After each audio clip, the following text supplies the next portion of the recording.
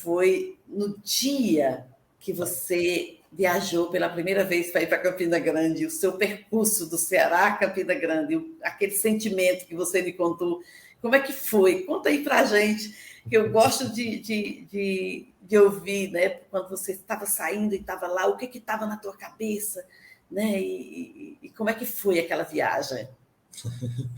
Esse texto eu acho que você viu, porque eu te mostrei, mas eu acho que eu nunca publiquei. Eu peguei ônibus em Juazeiro e vim de Juazeiro a Campinas, foi uma viagem muito longa, tal. E algumas pessoas escreveram cartas e bilhetes, meus alunos da educação de jovens e adultos, eles escreveram, tal, e deixei para abrir esses bilhetes e essas cartas durante o percurso no ônibus, e aí eu chorava, aquela coisa toda, e fiquei observando todo o percurso, então não dormi um momento, um dia inteiro de viagem, porque eu fiquei olhando vegetação, fiquei olhando as cidades, fiquei escrevendo sobre isso, fiquei filosofando sobre isso, né? E aquela angústia, aquela dor, aquela coisa que está saindo mesmo. Então, eu relatei isso num texto que eu nunca publiquei. Eu acredito que está por aqui. Eu gosto de guardar essas coisas. Acho que você ficou tomada de emoção porque eu fui detalhando esse percurso, as paradas e fazendo sabe, conectando com algumas coisas, que era uma terra nova, que era um espaço que eu não sabia o que ia acontecer ali e tal. Mas eu acho que uma das coisas mais tristes em relação a essas despedidas, e não foram apenas uma ou duas, é um texto que está intitulado A Bênção Pai, que, como eu disse, meu pai é muito emotivo. E nesse texto eu conto uma coisa que eu nunca tinha entendido, e só vim entender muito tempo depois. Toda vida que eu saía de lá, eu pedia a bênção, minha mãe dizia Deus te abençoe, e eu nunca ouvi meu pai dizer.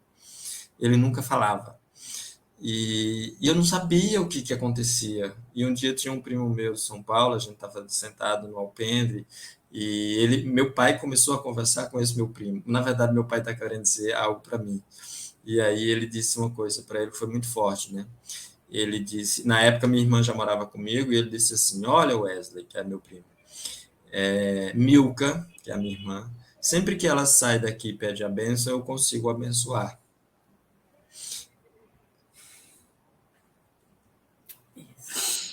Mas eu nunca consegui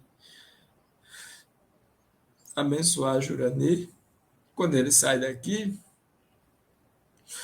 porque quando ele foi para lá, eu não tinha um centavo para ajudar.